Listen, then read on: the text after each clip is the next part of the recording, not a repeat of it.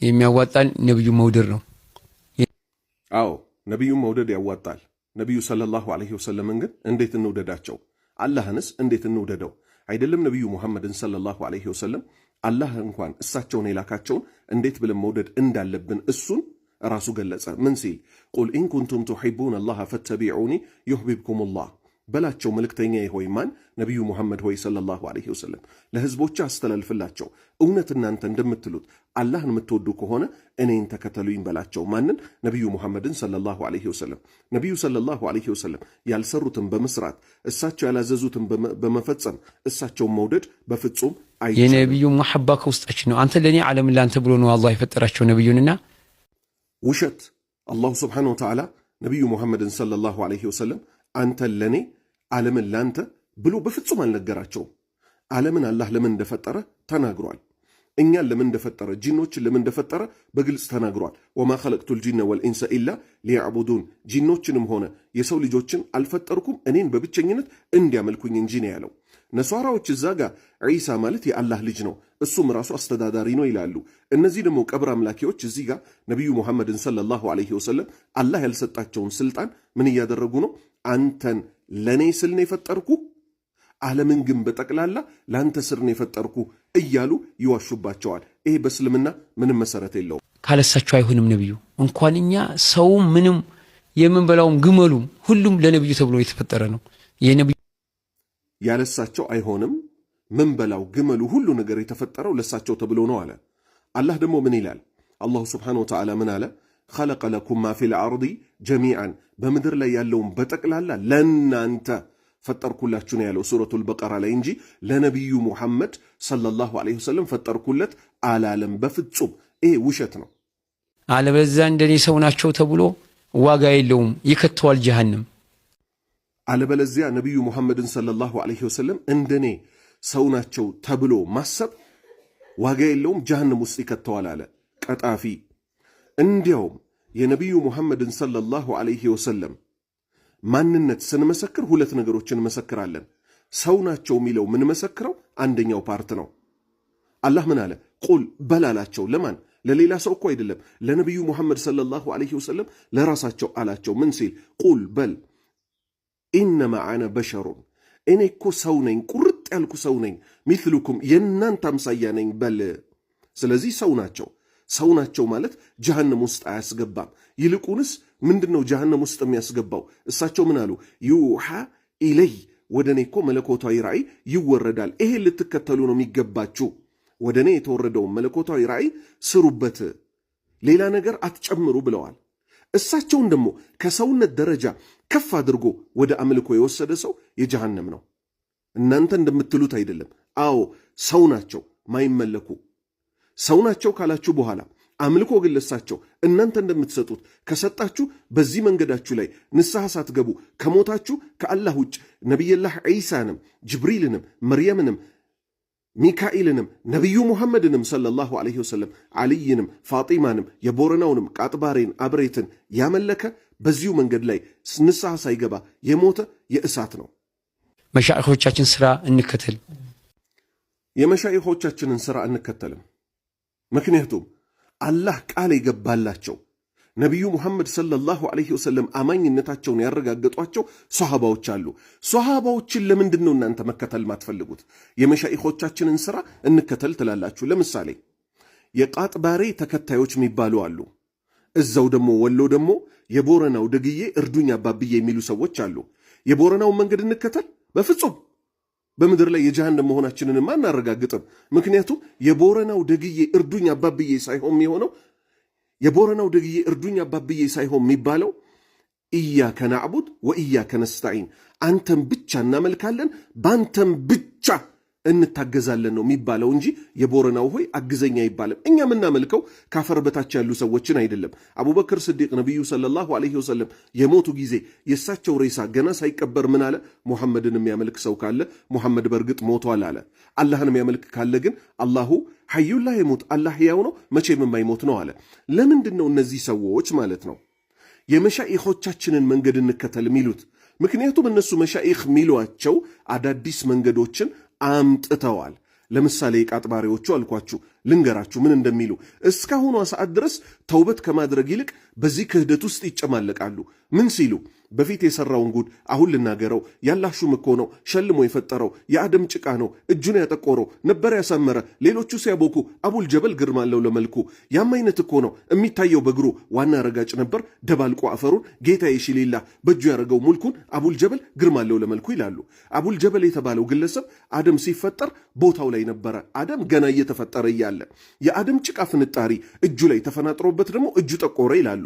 ያም አይነት እኮ ነው የሚታየው በእግሩ ማለት የአደም ጭቃ ተፈናጥሮበትም እኮ ጭምር ነው አቡል ጀበል የተባለው ግለሰብ እግሩ የጠቆረው ይላሉ። ይህን ክህደት መሻይኽ የሚባሉት ይዘውት ከመጡ ይሄ ልንከተል ነው? በፍጹም አንቀበልም። እኛ መሻይኽ አይደለም የምንከተለው። ሻህ ተብለው ስንት እሾሆች አሉ ሙስሊሙን ከጀነቱ መንገድ ወደ እሳቱ መንገድ የመሩ ማለት ነው። አንቀበላቸውም። ይልቁንም አላህ ቃል የገባላቸው እነማን አሉ? ሶሃባዎች አሉ። ምን ሲል የመሰከረላቸው? ኡላኢከ ሁሙል ሙእሚኑና ሐቀን፣ እነሱ እኮ እውነተኛ አማኞች ናቸው አለ። ማንን? ሶሃባዎችን። ነቢዩ ሰለላሁ ዐለይሂ ወሰለም ደግሞ ምን አሉ? ነቢዩ ሰለላሁ ዐለይሂ ወሰለም ምን አሉ? ኸይሩ ናሲ ቀርኒ፣ ከሰዎች ሁሉ ምርጥ ማለት እኮ እኔ ያለሁባቸው ማን? ሶሃባዎች። ከዛ አስቀጥሎ ከነሱ በኋላ ያሉት ታቢኢዮች፣ ከዛ አስቀጥሎ አትባኡ ታቢኢን፣ ከነሱ በኋላ ያሉት ሶስቱ ምርጥ ክፍለ ዘመን ተመሰከረላቸው። አላህ ደግሞ ምን አለመልሶ ስለ ሶሃባዎች ወሳቢቁነ አልአወሉነ ሚነል ሙሃጅሪነ ወልአንሷር ወለዚነ ተበዑሁም ቢኢሕሳን ረዲየላሁ ዐንሁም ወረዱ ዐንሁ። እነዚያ ቀደምቶቹ ከማን? ሙሃጅሮቹ የተሰደዱት አለ እና እንግዳ የተቀበሉት አለ ማን? ሙሃጅርና አንሷር ሶሃባዎችም ማለት ነው። እነሱም በበጎ የተከተሏቸው አለ። አላህ መሻይኽ እንድንከተል ሳይሆን ያዘዘን ሶሃባዎችን በበጎ በቅኑ መንገድ ላይ እንድንከተላቸው ነው። ለምንድነው የመሻይኾች መንገድ ብለው የሚጠሩን ማለት ነው? ይሄው እንደምታዩት ሶሃባዎች አሁን እንደዚህ ቀብር ከፍ ከፍ አድርገው አያመልኩም ነበረ መጋረጃ ጋርደው። እነዚህ ግን የመሻይኾች መንገድ ነው እያሉ የመሻይኾቻቸውን ቀብር ከፍ አድርገው ሰርተው ኢስላም የከለከለውን ምን ያደርጋሉ? ከአላህ ውጭ ያመልካሉ፣ ይገዛሉ፣ ይደርሱልናል፣ እንደዚህ ያደርጉልናል ይላሉ። እንቀጥል። አይደለም የነብዩ መውሊድ ያተከበረውን ለማንም ለጭንጋፉ ልጆቻችን ሁላ ያከበርን አይደለም እንዴ? እንኳን አይደለም የነብዩ መውሊድ ያልተከበረ የጭንጋፍ ልጆቻችንን መውሊድ ሁሉ እያከበርን አይደለው ያለ። ጥያቄው ምንድነው? ማን አክብሩ አለን ነው? አክብሩ ተብለን ታዘናል ወይ? አልታዘዝንም። ለምሳሌ የነብዩላህ ዒሳን ልደት እናከብራለን? አናከብርም። ለምን? ስላልታዘዝን እንጂ ዒሳን ጠልተነው አይደለም። የነብዩላህ ሙሳንስ ዓመት እየጠበቅን አሹራ ጾምን እንጾማለን? አንጾምም? እንጾማለን። ለምን? ሸሪዓ ስላጸደቀው። ነቢዩ ሰለላሁ ዐለይሂ ወሰለም መዲና ከተማ በገቡ ጊዜ ይሁዳዎችን ሲጾሙ አዩአቸው። ለምንድን ነው የምትጾሙት ሲሏቸው፣ ይህ ቀን ማለት እኮ አላህ ሙሳን ከፊርዓውን ነፃ ያወጣበት ቀን ነው ሲባል ነቢዩ ሰለላሁ ዐለይሂ ወሰለም ምን አሉ? እኛ እኮ ከእናንተ በላይ ለሙሳ የተገባንን አሉና ጾሙ። እኛም ይሄው እስከ ዛሬው ዕለት ድረስ እንጾመዋለን። ለምን? ኢስላም ስላጸደቀው። ለምን? ነቢዩ ሰለላሁ ዐለይሂ ወሰለም ስለ ጾሙት። የዒሳን በዓል ደግሞ ክርስቲያኖቹ ሲፈጽሙት አዩ ነቢዩ ሙሐመድ ሰለላሁ ዐለይሂ ወሰለም። ግን ፈጸሙት? በፍጹም አልፈጸሙትም። ስለዚህ እሳቸው የተዉትንም እንተዋለን። ሶሃባዎች ነቢዩ የተወለዱበትን ቀኑን የመሳሰለውን ያውቁ ነበረ? ጭራሽ እንዲህ አይነት ነገር አልነበረም በእስልምና። ምን የሚደረግበት የሚከበርበት ልደት እየተባለ የነቢይ ይሁን ከነቢይ ውጭ። ዛሬ ግን እናንተ መውሊድ ብላችሁ እያከበራችሁ ያላችሁት ቀን የትኛው ነው? ረቢዕ አልአወል 12 ሰኞ ቀን ብላችሁ የምታስቡት በቁርጥ ነቢዩ የሞቱበት ነው። የተወለዱበትስ ኺላፍ አለው። መቼ ነው የሚለው በቁርጥ አይታወቅም። በቁርጥ የማይታወቀውን ቀን የልደት በዓል አድርጋችሁ ይዛችሁ በቁርጥ የሚታወቀውን የሞቱበትን ቀን ደግሞ ማለት ነው ስትጨፍሩበት ትውላላችሁ። አላህ ይጠብቀን። በነቢዩ ሞት ደግሞ እየተደሰታችሁ ነው ያላችሁት ብለን አልከሰስናችሁም። ባለማወቅ ሸይጣን ተጫወተባችሁ ነው እያልን ያለ ነው። መውሊዳችንን ማክበር እንደውም ተዓረፋም ተዒድም ተሁሉ የሚበልጠው መውሊድ ነው። ለምን? እሳቸው በመገኘታቸው ነው ሁሉም የተገኘው። መውሊዳችንን ማክበር እንዲያውም ከዒድና ከዓረፋ የሚበልጠው መውሊድ ነው። ምክንያቱም በእሳቸው ሰበብ ነው የተገኘው አሉ። ላኢላሃ ኢላላህ ኢና ሊላሂ ወኢና ኢለይሂ ራጂዑን። ይህን ቅጥፈት ተመልከቱልኝ። እንግዲህ አላሁ ስብሓነሁ ወተዓላ እሱ ስለወሰነ ስለወደዳቸው ነቢዩ ሙሐመድን ሰለላሁ ዐለይሂ ወሰለም ላከ። ይሄ ፋህማችሁ ይሄ አስተሳሰባችሁ ከየት መጣ? ሶሃባዎች በዚህ መልክ አስበዋል? በፍጹም እንጠንቀቅ። የሩህ አባታችን ነቢዩ ናቸው። የዛት አባታችን ናቸው ነቢዩላህ አደም። ነቢዩ ሙሐመድ ሰለላሁ ዐለይሂ ወሰለም የማንም የሩህ አባት አይደሉም። በእስልምና የመንፈስ አባት የሚባል የለም።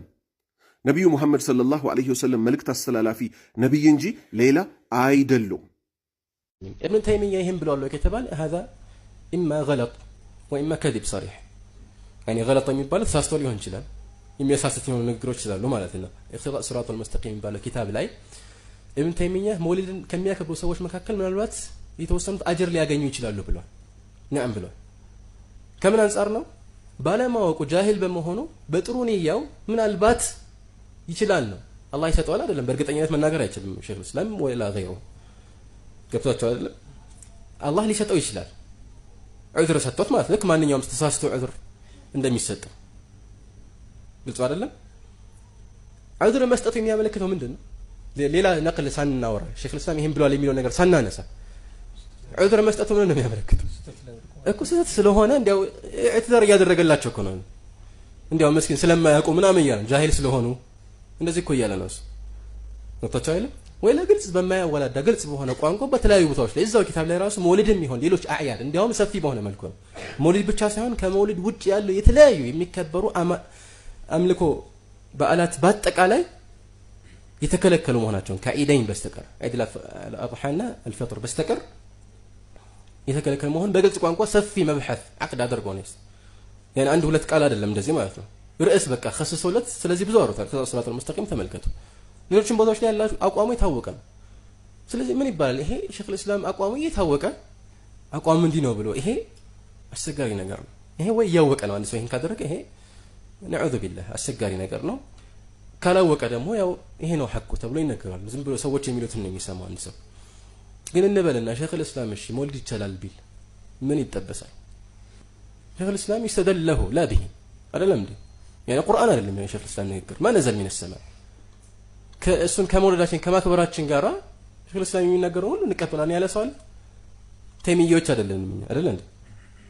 ለዚህ الامام احمد عبد الله بن المبارك ትልቅ ሰው ነበር ብዙ ያወዱታል ብዙ ይጠሩታል ስሙን ያነሱት ነበር ግን አንዳንድ ጊዜ ይሁን ነገሮች ሲነገራቸው ወይም ሲጠየቁ ይሄ ነው መልሱ ብለው በቁርአን በሐዲስ መሰረት መልስ ይሰጣሉ አይ ግን እኮ አብዱላህ ኢብኑ ሙባረክ እኮ እንደዚህ ብለዋል ሲባሉ ምን አሉ ኢብኑ ሙባረክ ለም ينزل من السماء ከሰማይ የወረደ ሰው አይደለም እሱ ይላሉ የተለየ ሰው አይደለም እሱ ማለት ነው ወህይ አይደለም ነሱ የሚወርድለት ወይ ማዕሱም አይደለም እሱ ግን تبرئه لشيخ الاسلام እንደዚህ አላለም ሼኹል እስላም አጀል بكثير من ان يقول مثل هذا الكلام ሼኹ الاسلام እንደነት የሚል አይደለም እሱ يعني فهمه للشريعه وما وهبه الله عز وجل به هي يتلين ነገር ነው نعم